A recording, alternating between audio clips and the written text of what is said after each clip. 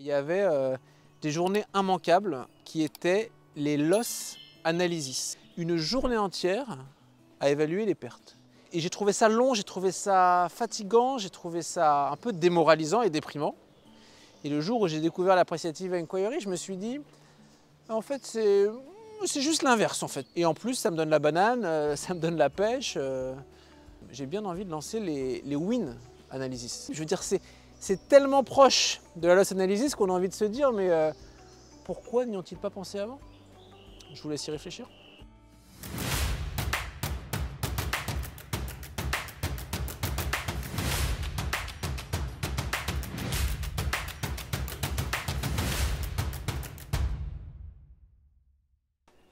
Alors, la bonne nouvelle pour celles et ceux qui voudraient se former à la Appreciative Inquiry, c'est que quand on intervient auprès d'un client ou dans un contexte de manière appréciative, ça nous prend clairement moins d'énergie. Ça délivre en général beaucoup plus rapidement que quand on fait des diagnostics et des audits un peu interminaux.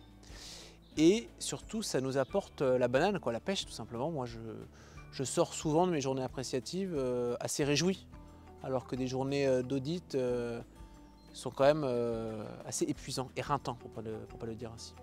La dernière grande entreprise dans laquelle j'ai travaillé, avant de la quitter, on m'avait confié un projet. On m'avait confié une équipe pour réussir ce projet et ça partait mal. J'ai interrogé l'une des personnes pour savoir quelles seraient les conditions d'un meilleur engagement de sa part et elle m'a dit moi, si on fait ce projet, je veux qu'on le fasse de manière appréciative, je veux qu'on regarde ce qui marche plutôt que ce qui ne marche pas. À cette époque-là, je n'avais jamais entendu parler de l'AI. Alors j'ai regardé une vidéo d'un monsieur qui s'appelait Bernard Tolek.